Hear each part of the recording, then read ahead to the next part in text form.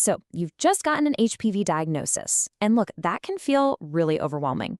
I'm willing to bet one of the very first thoughts that popped into your head was, how in the world am I going to tell my partner?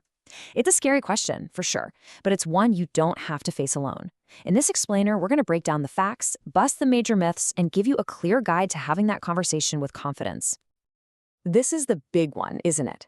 The question at the heart of all the anxiety. Our goal here is to replace that feeling of uncertainty with solid information.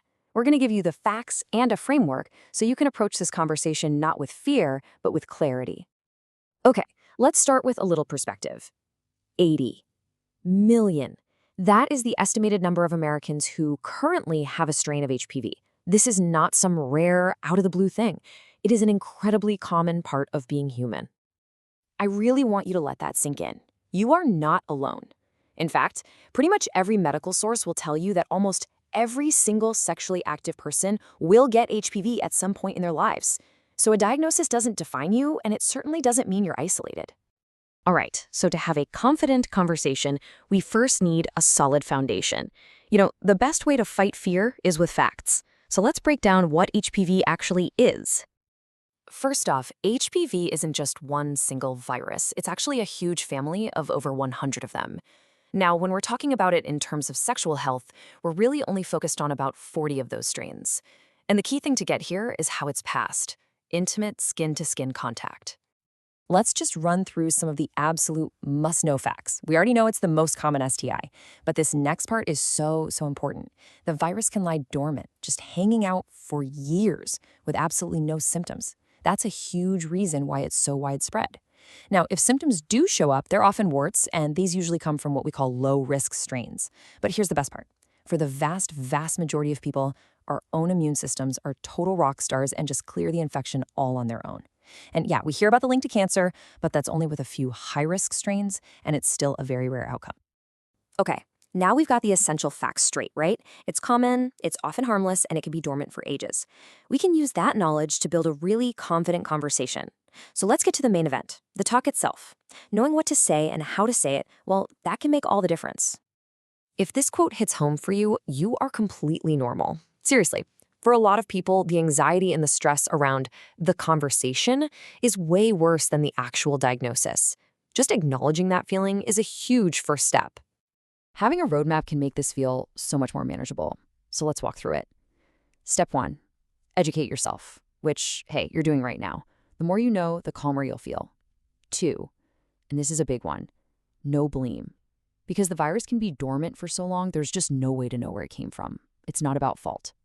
3, pick the right time and place. Find a private, calm moment where you're not going to be rushed or interrupted. 4, explore your options for what's next. Maybe suggest talking to a doctor together.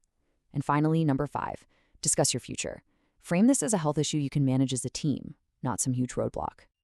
A huge part of educating yourself is being ready for your partner's questions and, well, their misconceptions.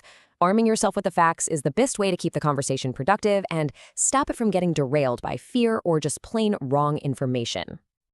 Let's just tackle the biggest, scariest myth right out of the gate. The myth is, getting an HPV diagnosis means you're going to get cancer. The fact? Not even close. Only those few specific high-risk strains we talked about are linked to cancer.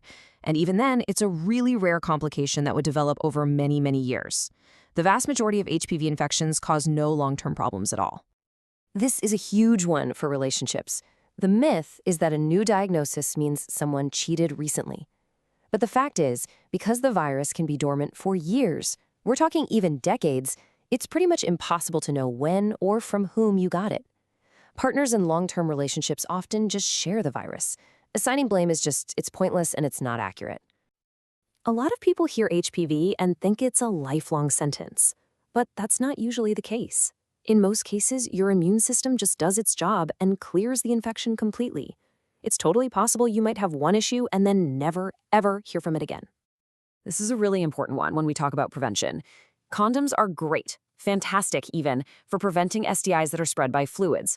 But since HPV spreads through skin-to-skin contact, a condom can only reduce the risk. It doesn't eliminate it, simply because it doesn't cover all the skin down there.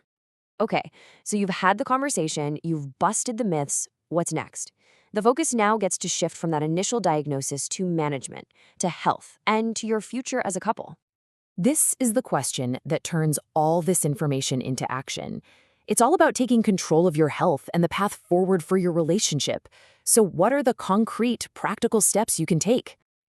Here's your action plan, a little checklist. First, keep that open dialogue going with your doctor about any questions you have. Next, talk about screening options and make sure you stay on top of routine exams. It's also really helpful to just understand that in a long-term monogamous relationship, partners often share the virus back and forth until both of their bodies clear it. This is all about managing your health together, proactively. And this, right here, captures the whole point perfectly. An HPV diagnosis is not a final verdict on anything. It's the start of a conversation. It's an opportunity for honesty, for education, and for taking care of each other. So the real question isn't just about how to have this talk, but maybe how can this conversation actually become a moment of strength and deeper connection for you both?